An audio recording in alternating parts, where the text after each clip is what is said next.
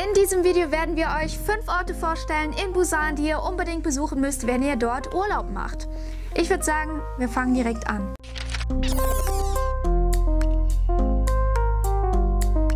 Hallo und herzlich willkommen zu einem neuen Video von uns. Wir sind Anna und Anna. Und die erste Attraktion ist Songdo Marine Cable Car. Das ist die erste Seilbahn in Korea seit 1964, wenn ich mich gut erinnere. Es wurde dann aber wieder umgebaut natürlich. Es sind schon 50, 60 Jahre her. Die Länge dessen ist 1,62 Kilometer. Boah, also krass, fast ne? 2 Kilometer lang. Ja, super. Es gibt da insgesamt 39 Kabinen und 13 davon sind mit einem Glasboden. Boah, wie geil das. Boah.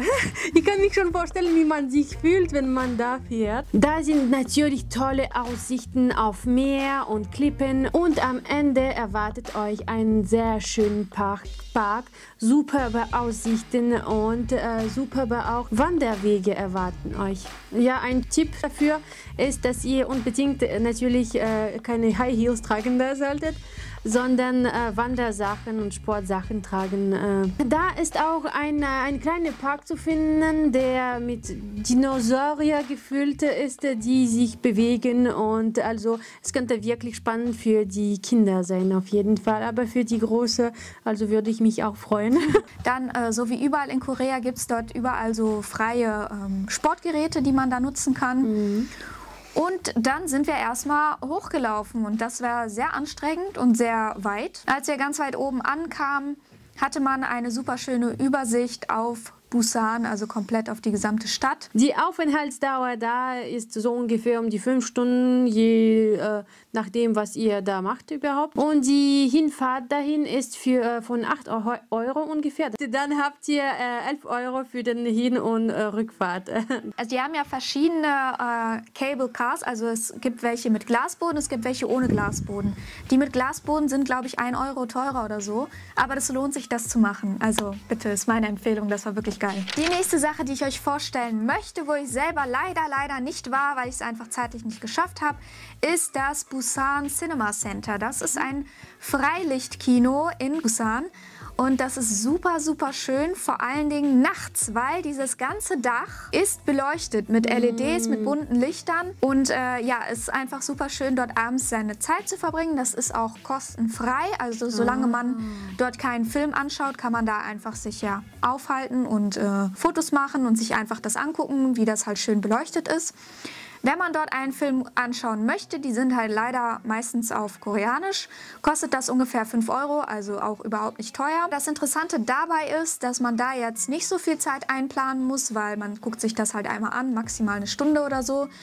Daneben befindet sich aber das größte Einkaufscenter der Welt. Das steht wirklich im Guinness-Buch der Rekorde. Oh, wow. Also ich sag ganz ehrlich, ich konnte mir nichts leisten dort. Aha, so war das. Das ist halt extrem teuer. Das ist halt so ein Department Store. Die sind ja meistens so luxusmäßig. Genau, ja. Dieses Einkaufscenter heißt Shinsegae Department Store. Und dort findet ihr alle möglichen Luxusmarken. Dort gibt es aber auch einen Food Court, also einfach nur zum Essen kann man da natürlich auch hingehen. Jedenfalls kann man diese 2 Sachen sehr gut miteinander verbinden. Und ja, wenn man ein paar Stunden am Tag noch so übrig hat, würde ich das empfehlen, weil das ist natürlich kein Tagesausflug. Das sind nur ein paar Stunden Zeit, die man dort braucht. Falls euch unsere Tipps und Tricks rund um Korea gefallen, bitte abonniert unseren Kanal. Das ist ganz einfach nur auf das rote Feld abonnieren klicken. Das ist gratis für euch. Das kostet euch überhaupt gar nichts. Und wenn ihr dann noch die Glocke aktiviert, dann seid ihr immer auf dem neuesten Stand, wenn ein Video von uns rauskommt. Das nächste ist Gamcheong Culture Village. Es ist auch Regenbogenstadt genannt. Warum wird es so genannt? Weil einfach deswegen, weil da voll viele bunte Dächer und bunte Häuser sind. Also auf jeden Fall super schön. Da werdet ihr auch Street Art in die Straßen sehen. Also voll viele Künstler sind da zu finden. Also auf jeden Fall auch eine interessante Sache. Es ist super schön zum Fotos machen oder einfach zum Spazieren. Und vielleicht auch für die, die viel Instagram benutzen, ist das die geilste Sache ever. Kleiner Tipp am Rande, wählt dafür einen Tag aus, wo es nicht heiß ist draußen, also wo jetzt nicht Hitze ist, weil ihr werdet dort sehr viel spazieren und das ist wie ganz Korea auch sehr hügelig. Ihr werdet die ganze Zeit bergauf, bergab gehen. Es wird nicht schön, wenn draußen 40 Grad sind mit 100% Luftfeuchtigkeit. Sterben einfach. Nicht empfehlen. Am besten einfach auch überhaupt im Herbst dahin und nicht im Hochsommer. Das Ganze ist auch kostenlos. Genau, das ist eine wichtige Information. So, und die Aufenthaltsdauer da ist so ungefähr um die 4 Stunden mit Fotos machen und so weiter, alles anschauen. Und wie kommt man dahin? Adresse steht wieder in der Infobox, könnt ihr euch rauskopieren und das direkt auf euer Handy eingeben, damit ihr das dann in irgendeine Navigation eingeben könnt, weil Google Maps funktioniert ja in Korea nicht. Die nächste Attraktion ist der Bomosa-Tempel. Ich hoffe, ich spreche es richtig aus. Das ist ein buddhistischer Tempel, wo ihr auch Mönche zum Beispiel antreffen könnt. Und wurde auch von Mönchen gegründet. Das war wieder so eine kleine Überraschung für mich, weil mein Freund hat dieses Ausflugsziel ausgesucht und ich wusste wieder nicht, dass das mit viel Wandern verbunden wird. Und dann sind wir dort halt hingefahren und ihr kommt dann quasi unten am Berg an und dann müsst ihr wirklich eine Wanderstrecke zurücklegen, die sehr schwierig ist, würde ich sagen, wenn man kein geübter Wanderer ist, weil teilweise lauft ihr über so große Steine, Felsen, Wege, die nicht wirklich befestigt sind, wo auch viele Äste zum Beispiel oder hier so Baumwurzeln rauskommen. Das könnte auch gefährlich sein, wenn es an dem Tag regnet, weil halt diese Steine und so dann glatt sind. Deshalb bitte habt das im Hinterkopf, dass ihr euch da nicht verletzt. Wanderschuhe einfach immer dabei haben. Von dort aus habt ihr eine unglaublich schöne Aussicht, Berge, Natur pur. Ihr hört da Tiere, Tiergeräusche, die habt ihr ja noch nie gehört in Deutschland. Dann noch ein kurzer Tipp dazu, nehmt denselben Weg runter, wie ihr hochgegangen seid.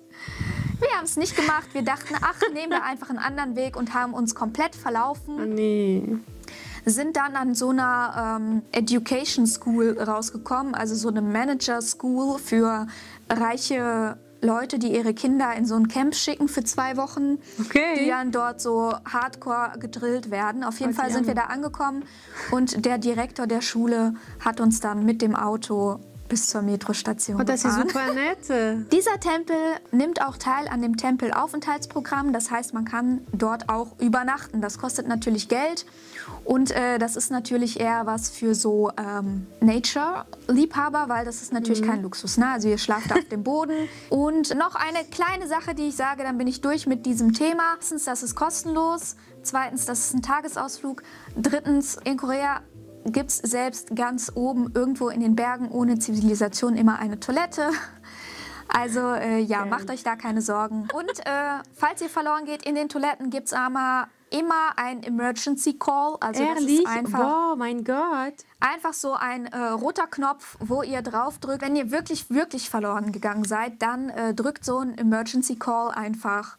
Und dann wird jemand kommen und euch retten. Es ist geil. Es ist einfach geil. Letzte Sehenswürdigkeit ist Haedong Yeongung Temple. Das ist ein wunderschöner buddhistischer Tempel, der direkt am Meer liegt.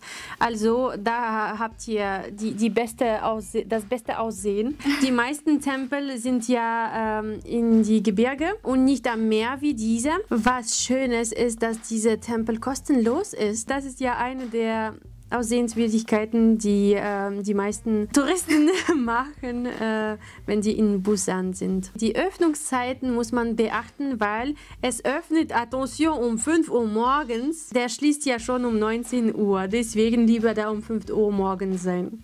Die Aufenthaltsdauer da ist von einem halben Tag, plant das gut, also auf jeden Fall, wenn ihr da um 5 Uhr morgens seid, dann seid ihr vorbereitet. Wie ihr schon gemerkt habt, Busan ist wirklich eine sportliche Aktivität an sich. Also es geht immer bergauf, bergab. Ihr müsst weite Strecken hinter euch legen, viel Fußweg, viel Wanderwege.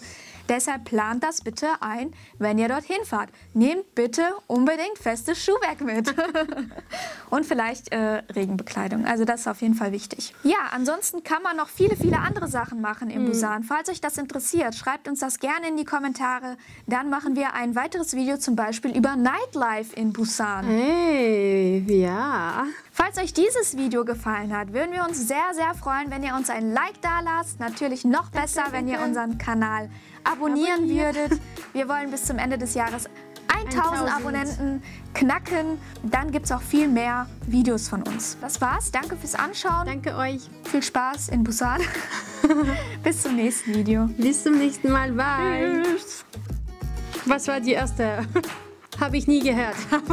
Sehe ich, wenn ich mich gut erinnere. Ich erinnere mich gut. Oh, wow. Kippen, was sind Kippen? Klippen.